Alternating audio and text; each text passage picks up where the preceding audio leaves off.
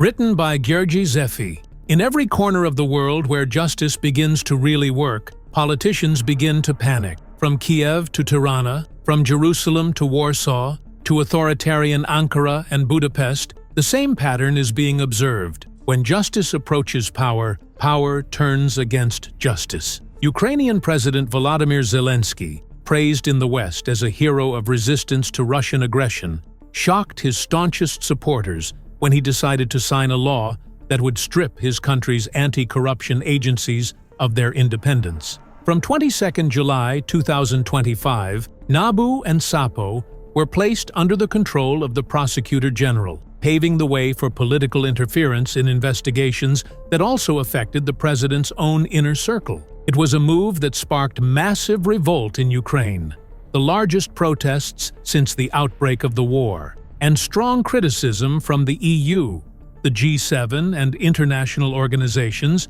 that are financing the country's reconstruction. In Albania, the parallels are frightening. Edi Rama, in his fourth mandate and with absolute control over power, has undertaken a systematic campaign against SPAK, the only institution that still enjoys a shred of citizen trust. With contemptuous, mocking, or threatening tones, the Prime Minister spares no opportunity to delegitimize the work of prosecutors who dare to investigate ministers, associates, or contracts of his government. Meanwhile, the constant political interference and efforts to burden the institution with ordered cases have begun to show symptoms of catching up, even where hopes for a new justice system were once seen. This is not an isolated phenomenon. Israeli Prime Minister Benjamin Netanyahu, in order to escape prosecution for corruption, launched a campaign to weaken the Supreme Court and change the system of appointing judges. In Hungary,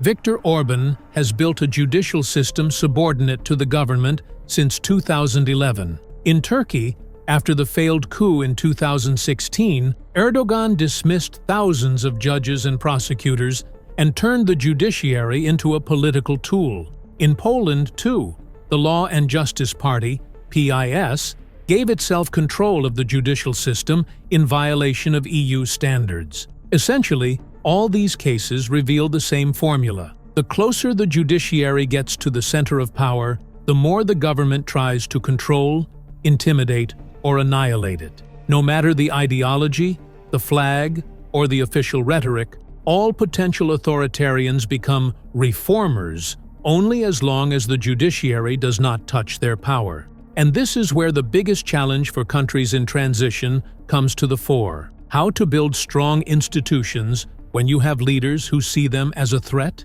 In Ukraine, citizen protests and harsh international reaction forced Zelensky to make a sharp U-turn and propose a new law that restores the independence of anti-corruption agencies.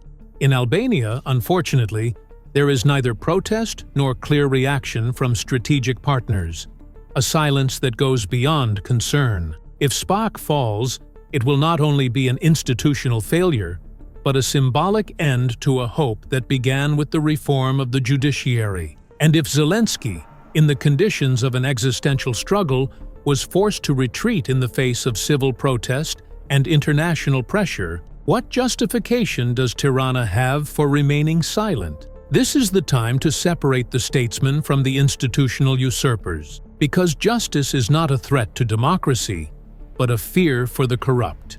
And every time a leader is afraid of justice, it is time for the people to stop being afraid of him.